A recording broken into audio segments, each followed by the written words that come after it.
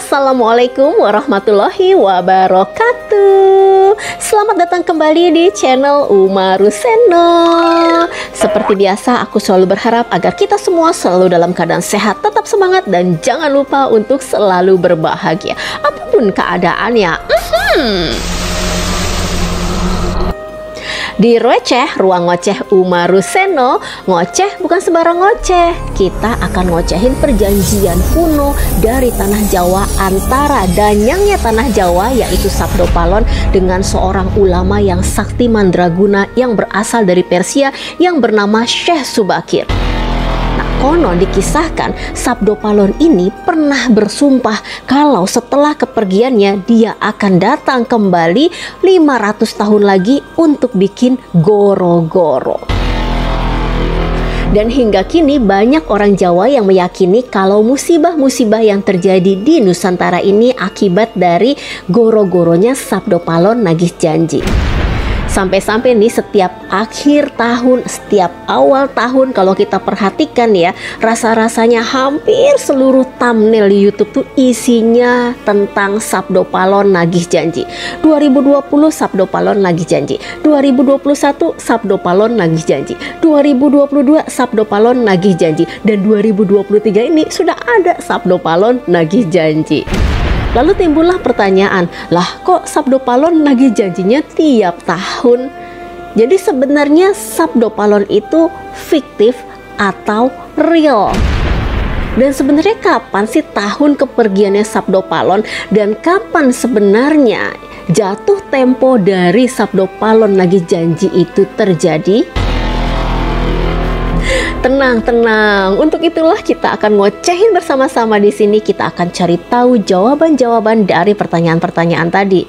Tapi sebelum kita ngoceh lebih dalam lagi, bantu dulu dong subscribe channel Umaruseno agar terus berkembang, agar kami terus semangat ngoceh di konten-konten kami selanjutnya. Dan yang udah subscribe channel Umaruseno, gue doain supaya rezeki lo makin banyak, urusan lo dipermudah, hajat lo dikabulin Allah Subhanahu wa Ta'ala. Amin ya robbal alamin. Nah, makanya buruan subscribe sekarang, subscribe gratis. Perjanjian kuno yang disebut-sebut sebagai Sabdo Palon nagih janji ini berawal dari bertemunya dua Hokage, yaitu Sabdo Palon sebagai danyangnya tanah Jawa dengan Syekh Subakir, seorang ulama yang sakti mandraguna di puncak Gunung Tidar, Jawa Tengah. Kala itu Syekh Subakir mendapat titah atau perintah dari Raja Turki untuk menyebarkan agama Islam di Pulau Jawa. Diceritakan nih, dulu atau kala itu Pulau Jawa masih hutan belantara dan masih sangat angker. Pulau Jawa ya konon dikisahkan masih dihuni oleh para dedemit. Sebenarnya sebelum Syekh Subakir sudah banyak ulama yang datang untuk menyebarkan agama Islam, namun mereka semua dikalahkan oleh para dedemit penunggu Pulau Jawa. Hingga akhirnya nih datanglah Syekh Subakir, seorang ulama soleh, seorang ulama yang sakti mandraguna, ahli perdedemitan, datang ke Pulau Jawa untuk menyebarkan agama Islam. Kala itu Syekh Subakir membawa dua pusaka, yaitu tongkat Kiai Panjang dan batu hitam yang telah dirajah yang diberi nama Aji Kalacaka. Kedua pusaka itu lalu ditancapkan di atas puncak Gunung Tidar. Nah, setelah kedua pusaka itu ditancapkan di atas Gunung Tidar, suasana pun langsung berubah, guys ya. Langitnya langsung gelap, suasananya berubah menjadi panas. Hal itu menyebabkan para dedemit dan setan penunggu Pulau Jawa semua lari kocar-kacir ketakutan. Wah, pokoknya suasana kala itu bener-bener kacau balau deh, guys. Angin ribut, angin bertiup dengan sangat kencang, hujannya lebat tapi suasananya panas. Nah, melihat keadaan yang tidak baik-baik saja, danyangnya tanah Jawa, yaitu Eyang Sabdo Palon yang kala itu sedang bersemedi. Ada yang bilang kalau Sabdo Palon sedang bersemedi selama ratusan tahun, ada juga yang bilang sedang bersemedi ribuan tahun. Tapi intinya saat itu Sabdo Palon sedang bersemedi, menjadi terusiklah dia. Lalu kemudian bangkitlah dia dan mencari tahu ada apakah gerangan, siapakah yang membuat keributan ini. Lalu bertemulah Sabdo Palon dengan Syekh Subakir dan terjadilah pertempuran yang sangat hebat di antara dua Hokage itu. pertempuran itu berlangsung selama 40 hari 40 malam guys. Bayangin 40 hari 40 malam tidak ada istirahatnya. Hingga akhirnya di hari ke-40 Sabdo Palon menghentikan peperangan tersebut karena gak ada yang menang, gak ada yang kalah guys. 40 hari 40 malam mereka terus bertempur dan gak ada yang menang, gak ada yang kalah. Sabdo Palon pun menghentikan perang tersebut dan mengajak Syekh Subakir untuk berdialog. Sabdo Palon memulai dialog itu dengan memperkenalkan dirinya. Ia memperkenalkan dirinya kalau dia bernama Sabdo Palon, dia adalah danyangnya tanah Jawa atau pamomongnya tanah Jawa. Lalu dia pun bertanya, Kisanak ini siapa sih dan ngapain sih datang kemari? Syekh Subakir pun gantian memperkenalkan diri bahwa dia adalah Syekh Subakir, dia diutus untuk menyebarkan agama Islam di Pulau Jawa. Lalu Sabdo Palon pun menimpali lagi gitu ya guys. Lah, Kisanak ngapain datang ke sini bawa agama baru? Di sini tuh sudah ada agama Buddha, sudah ada agama Hindu. Ngapain Kisanak bawa agama baru lagi ke sini? Nah, Syekh Subakir tidak pantang menyerah. Dia hanya tersenyum dan dia pun menjelaskan, jenengan ini pura-pura nggak ngerti, pura-pura nggak paham. Sebelum agama Buddha dan agama Hindu masuk ke tanah Jawa ini, orang Jawa sudah memiliki agama leluhur yang disebut Kapitayan kan? Nah, Syekh Subakir malah balik bertanya guys. Lalu dia pun melanjutkan, agama Kapitayan atau kepercayaan Kapitayan adalah ajaran budi yang diajarkan oleh para leluhurnya tanah Jawa ini. Kisanak pasti paham lah. Mendengar itu Sabdo Palon pun kaget, dia kok tahu tentang Kapitayan? Dan dalam hatinya Sabdo Palon itu semakin yakin guys kalau orang yang dihadapannya itu adalah bukan orang sembarangan. Sabdo Palon pun diam sejenak, ditatapnya lah itu wajah Syekh Subakir dalam-dalam. Lalu ia pun berkata, ya Kisanak benar. Kapitayan adalah kepercayaan asli masyarakat di Nusantara berupa ajaran budi yang diajarkan oleh para leluhur di Nusantara. Kepercayaan kepada Sang Maha Kuasa yang bersifat Ten Keno Kinoyongopo, Bawono Agung dan Bawono Alit, penguasa alam semesta dan alam manusia, jagat besar dan jagat kecil. Dialah Sang Maha Kuasa yang tidak bisa digambarkan bagaimana wujud dan keadaannya. Orang Jawa meyakini kalau Sang Maha Kuasa ini berada sangat dekat dan bersifat sangat welas asih, dan dia meliputi segala sesuatunya. Sabdo Palon pun diam sejenak sambil terus ditatapnya itu wajah Syekh Subakir dalam-dalam. Dan masih dengan raut wajah yang serius nih guys, Sabdo Palon pun melanjutkan tuturnya. Orang Jawa sangat menghormati alam. Karena masyarakat Jawa meyakini kalau alam itu memiliki sukma. Sukma itu sendiri adalah wakil Tuhan di bumi. Bila masyarakat Jawa melakukan pemujaan kepada Sang Pencipta, maka dilambangkan dengan tempat yang suwung. Suwung itu artinya kosong, namun sejatinya ia tidaklah kosong, namun berisi Dia Sang Maha Ada. Syekh Subakir pun tersenyum mendengarkan penjelasan Sabdo Palon. Setelah Sabdo Palon diam cukup lama, Syekh Subakir pun berkata, Kisanak, ajaran yang kami bawa ini untuk menegaskan semua itu. Untuk menegaskan ajaran Kapitayan yang tadi sudah Kisanak jelaskan. Itulah inti ajaran Islam. Bahwasanya sejatinya di balik yang wujud ini ada Sang Pencipta, Sang Pengatur, Pengayom alam semesta. Wujudnya tunggal. Dalam Islam disebut Al-Ahad. Ajaran Islam menekankan kepada budi pekerti. Ajaran Islam mengajarkan welas asih kepada alam gumebiar dan kepada seluruh makhluk. Nah, dialog selanjutnya ini masih panjang guys. Di sini gue hanya ngambil inti-intinya aja. Tapi buat lo yang mau denger dialog lengkap dan panjangnya dan dialog versi imaginernya yang serius gitu ya guys, lo bisa klik deh link di atas ini ya. Karena gue pernah posting sebelum ini.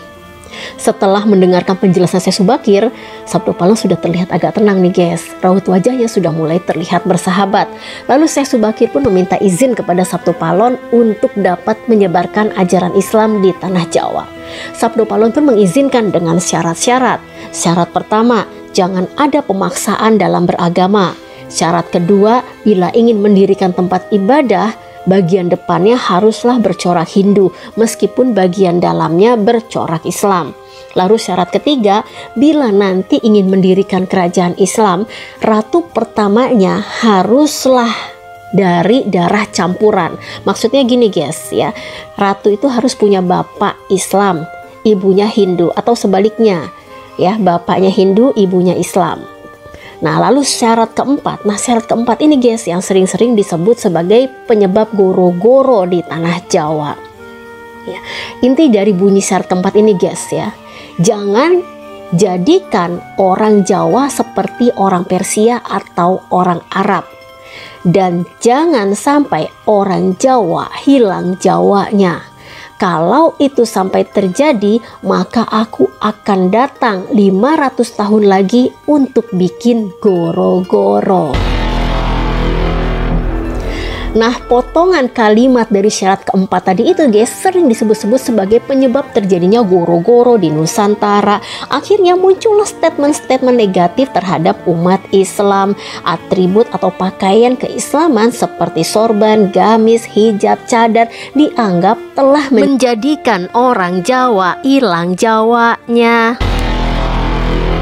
Untuk ini bagaimana guys pendapat kalian? Apakah kalian setuju dengan pemikiran tersebut?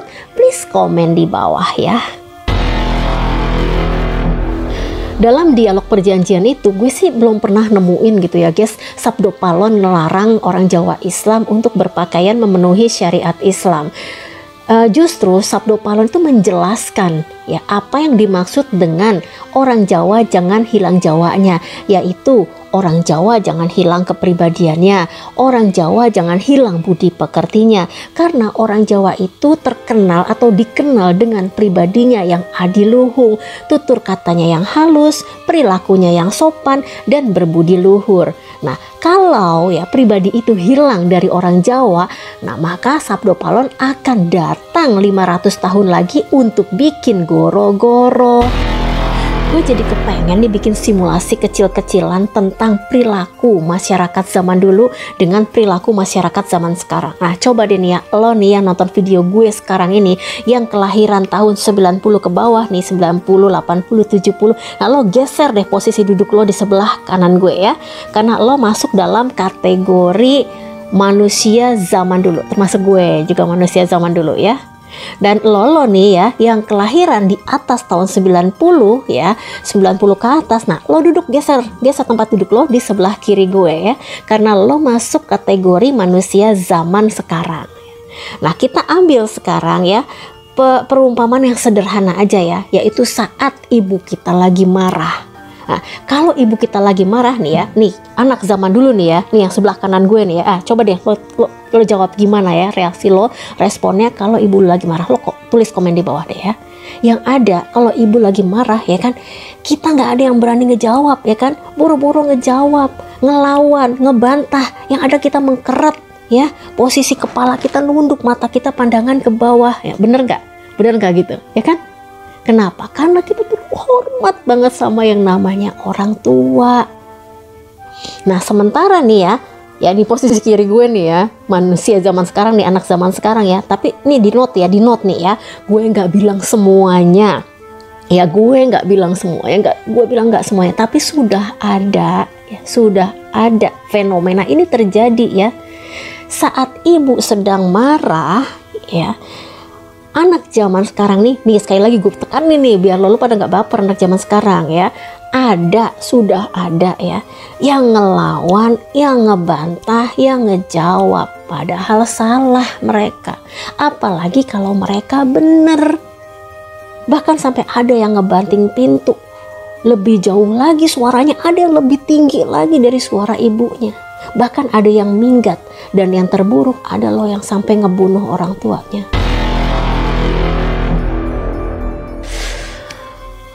Dari simulasi tadi kita bisa ambil pelajaran, tampak terjadinya pergeseran nilai budi pekerti. Tutur kata halus mulai terkikis. perilaku santun sudah mulai ditinggalkan. Yang dalam bahasanya Sabdo Palon, orang Jawa hilang Jawanya, orang Jawa hilang kepribadiannya. Tapi apakah itu semua karena Islam? Jawabannya tentu tidak. Karena saat Sabdo Palon memberikan syarat-syarat itu langsung dijawab kok sama Syekh Subakir, langsung diokein. Syarat 1, 2, 3 oke, gak masalah. Tapi untuk syarat keempat ditolak sama Syekh Subakir. Dia bilang itu sudah di luar kekuasaannya. Sebesar apapun saya melestarikan budaya Jawa, namun zaman akan terus berkembang, zaman akan berubah, dan nanti itu sudah bukan kekuasaan saya. Jadi biarlah Gusti Kang Akaryo Jagat yang menentukannya. Oke, terus kita kembali lagi ke pertanyaan awal. Jadi kapan nih goro-goronya Sabdo Palon akan terjadi? Di tahun berapakah itu akan terjadi? Nah, bila kita telusuri, ya, Sabdo Palon pergi meninggalkan Majapahit itu di tahun 1400 Saka atau tahun 1478. Berarti kalau kita tambahkan 500, maka akan terjadinya Sabdo Palon datang lagi untuk bikin goro-goro itu di tahun 1978. Nah, itu artinya sudah lewat waktunya, dan alhamdulillah tidak terjadi apa-apa. Lalu timbul lagi pertanyaan, lah kok tidak muncul apa-apa? Jadi apakah kisah Sabdo Palon ini hoax, fiktif, atau real? Nah, untuk pembahasan apakah kisah Sabdo Palon ini real atau fiktif, kita akan buatkan di video khusus, video tersendiri. Karena kalau kita jadiin satu dengan video yang sekarang, itu akan membutuhkan durasi yang cukup panjang. Nanti khawatirnya kalian bosen dengerin aku ngoceh kepanjangan. Tapi ya seharusnya kita bersyukur, ya kan, tidak terjadi goro-goro, tidak ada kejadian apa-apa yang menimpa di Indonesia di tahun 1978. Seharusnya kita bersyukur kan, jangan malah nunggu-nunggu ya, karena ada kabar yang mengatakan bahwa yang Sabdo Palon sudah masuk Islam, sudah memeluk agama Islam. Lalu kenapa nih kisah Sabdo Palon lagi janji bikin goro-goro kok masih menjadi momok bagi sebagian masyarakat Jawa, masih menjadi isu-isu di setiap tahunnya? Nah, kalau ini gue gak tahu alasannya. Mungkin dari lo ada yang tahu, please kalian bisa menjelaskannya di kolom komentar. Tapi kalau menurut gue sih nih ya, kisah atau cerita Sabdo Palon ini cukup seksi ya untuk dibahas setiap tahun.